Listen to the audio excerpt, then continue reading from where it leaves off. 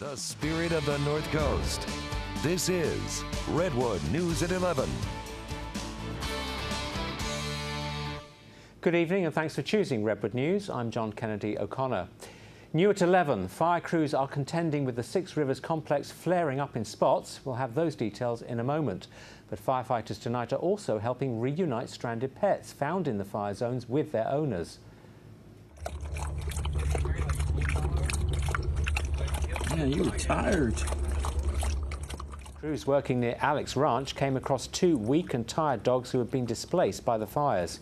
The firefighters shared their water and sandwiches with the hungry and thirsty dogs. Then fire crews tracked down the animals' owners, who had to leave quickly when they were ordered to evacuate. The two dogs, named Simon and Joe Pesci, were given a ride in a fire engine to be reunited with their families. In terms of the fires, crews continue to strengthen control lines. A big marine layer overhead helped keep the fires at bay over the past day, with no significant growth occurring.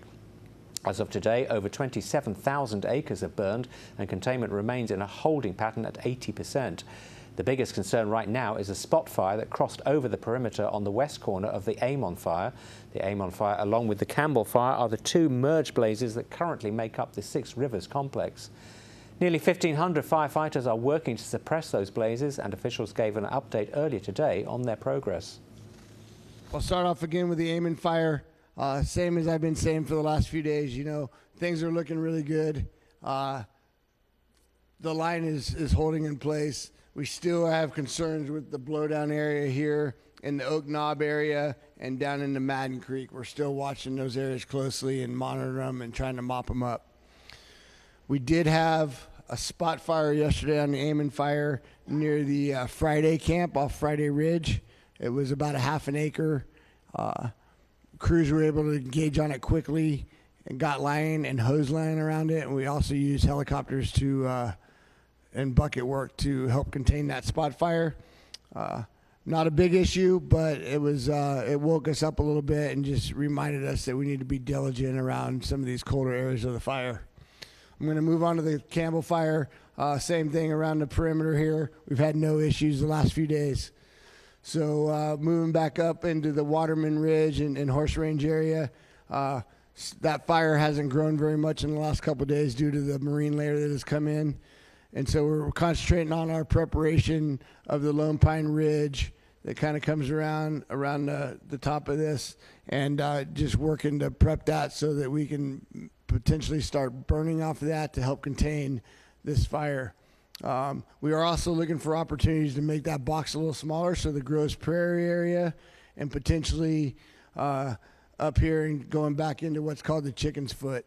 We're looking at opportunities there to keep that box smaller. But generally speaking, we're looking at the Lone Pine Ridge area that's going to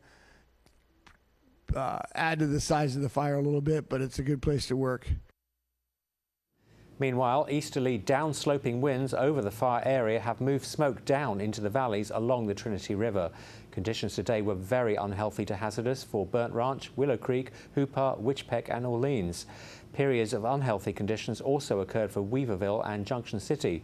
Now let's check in with our meteorologist Chase Ward for a first look at the rest of our weather this evening. Chase. Good evening, I'm meteorologist Chase Ward. It has been mostly cloudy up and down the coast today from here to Crescent City and mostly down in parts of southern Humboldt County and down into Mendocino County as well. There's been just a few pockets along the shoreline where we did manage to pick up on some sunshine up towards Del Norte and southern parts of Humboldt County, but it's been mostly cloudy, mostly around Humboldt Bay, and we picked up on some patchy fog and some light drizzle this morning. Now, we could once again see that as we head into the overnight hours. Not much expected for sunshine for tomorrow, but that could be a different story as we head into the weekend, as we are expecting those clouds to really decrease, and we might see a slight cool down for some of our inland locations. All more details on that and your full forecast coming up. Thanks so much, Chase. Now, new at 11, a legendary Humboldt cell phone pitchman seen in countless in-your-face TV commercials on our stations has died at the age of 79. Corky Cornwall starred in his own colourful advertisements here on KIEM and KVIQ for many years. You may remember some of these ads for Redwood Coast Cellular. Hi folks, hi folks, hi folks, hi folks. Corky Cornwall here from Redwood Coast Cellular, home of the free phone. Remember when? Right here, first cellular phone. Go to Redwood Coast Cellular as soon as you can. We want to put a tiger in your cellular service. At Redwood Coast Cellular, we play the whole band. Where you going to get that cellular phone? Duh, Redwood Coast Cellular. OMG, how things have changed. LOL, not that much. Woo!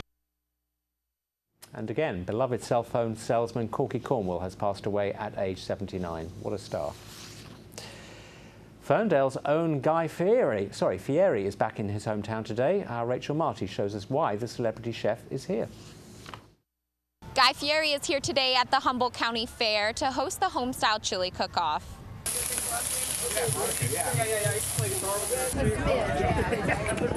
that smidgen enough? There's 18 teams competing. The first prize is $1,000 and a leather recliner. We're going to have every kind of chili under the sun, I think. I mean, we've got a lot of characters out there that are getting ready to make chili. But I think a good chili is balance. It's got to. Now, people have a thing: is chili have beans or no beans? I don't get into that. There's different people with different opinions. I think it has to have balance. It has to have great balance. Has good spice. It's got to have good texture to it. Can't be too runny. Can't be too thick. If you're looking for a great chili experience, it's going to happen today. Participants arrive early to start cooking and prepare for the competition. We're the Native Sons, Parley 93 from Ferndale. So we're doing a Texas-style chili where there's all meat, no beans. So a little different. My take on a classic with my own little twist. Yeah. Chili is something that I don't think it should be a whole lot of fuss about when it's good. Just enough. Proceeds of the event this year are going to benefit the Big Brothers and Big Sisters of the North Coast. Reporting in Ferndale, Rachel Marty, Redwood News. In addition to holding his chili cook-off competition, Guy Fieri also hosted a luncheon at the fair today for local heroes. Mr. Fieri said he wanted to show his appreciation to Humboldt County's first responders, military veterans and their families. The heroes in turn say they're appreciative of the recognition for their efforts to protect our nation and the community. My story, I was born in 1925. Either join the Marine Corps or join the slave gang, because I'm probably going to go to jail. So I joined the Marine Corps. Dig deep was my motto. That's how I survived. And speaking of heroes, a local sports fishing boat crew rescued a man in Humboldt Bay today. The crew of the Real Steel saved a man from the cold, salty waters near Snyder Dock yesterday. The man in his 40s was found by the crew disoriented in the fog. The crew threw him a life preserver, got him on their boat and brought him safely to land, where he was treated by paramedics. Now to the latest on COVID-19 locally. There are plenty of new infections across the North Coast, but no new deaths or hospitalizations this week. Humboldt County health officials late this afternoon reported 308 new cases over the past week, but the pandemic death count in Humboldt holds at 154. And while there are no new hospitalizations, the state database reflects a total of 9 patients who remain hospitalized due to COVID in Humboldt County. Excuse me, I'm having trouble with my cough. Now to Del Norte County, where there were also no new deaths or hospitalizations over the past week due to COVID. There are just 18 new cases reported in Del Norte County. The county's pandemic COVID death toll remains at 55 with no new deaths. Excuse me again. Del Norte County currently has 3 patients hospitalized for COVID-19 treatment, which is the same number as last week.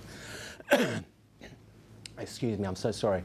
Meantime, the face of the nation's COVID-19 response has now made it official. He'll be stepping down at the end of the year. Dr. Anthony Fauci says he will be leaving his role as the director of the National Institute of Allergy and Infectious Diseases in December.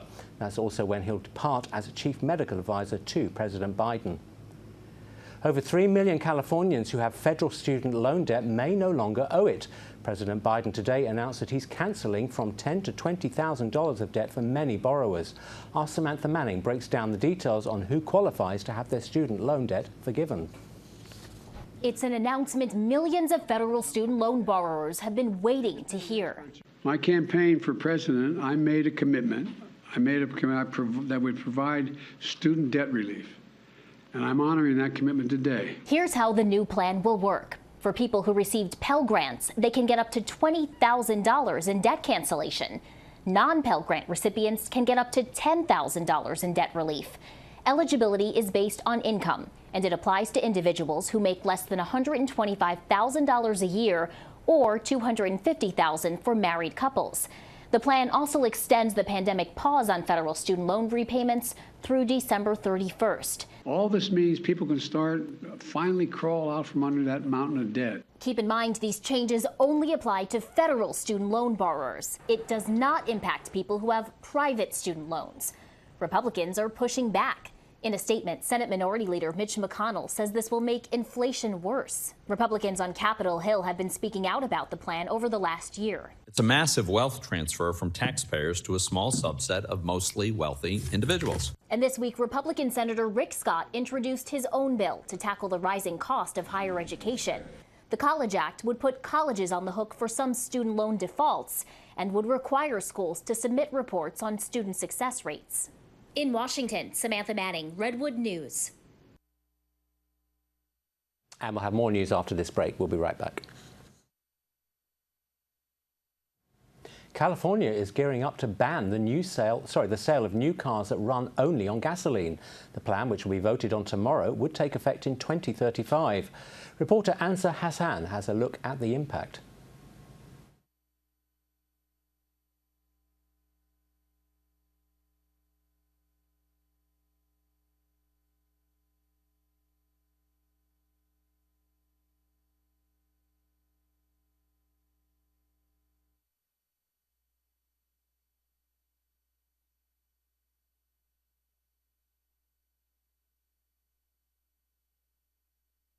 At Ford, the demand for the all-electric Mach-E can't keep up with supply. EVs have been very popular. It's made up about 40% of our sales this year, actually, and when you include hybrids and plug-in hybrids, it's over 50%. For buyers, reducing their environmental footprint, tax incentives, and the way it drives make this car a big hit. And starting in 2035, all new cars sold in California could be required to be zero-emission vehicles like this one as well. Firm goal that by 2035 we will eliminate in the state of California the sales of internal combustion engines. We will move forward to green and decarbonize our vehicle fleet. That was Governor Gavin Newsom's commitment 2 years ago. On Thursday, the California Air Resources Board will vote on stringent new rules to ban the sale of new gasoline cars. It also set zero-emission sales goals for new cars over the next 13 years. 35% of vehicles sold in the state by 2026, 68% by 2030. Governments around the world have set goals to phase out the sale of gas cars. But if passed, experts say California's new regulations could stand as one of the most important climate change policies in the world.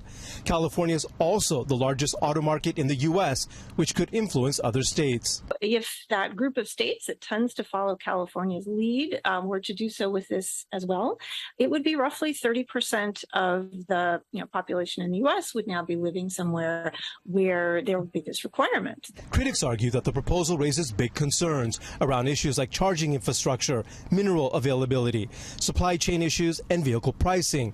But Savarani says companies like Ford have already made headway with electric vehicles, and there's time for more change between now and 2035. And there's still a long time to, as I said, get the price point down, offer additional models to address different buying habits and things like that. So I think it's a realistic time frame. And the California Air Resources Board expects the measure to pass tomorrow. If it does, it would be the first ban of its kind anywhere in the world. And the weather's next. We'll be right back. New polling out shows Gavin Newsom is heavily favoured to win re-election this November as governor of California. But there are new questions tonight about whether the governor is now looking ahead to a 2024 presidential run. Reporter Liz Kreutz introduces us to a top Democratic donor and longtime Governor Newsom friend who says there's no question in his mind about a presidential bid by the governor.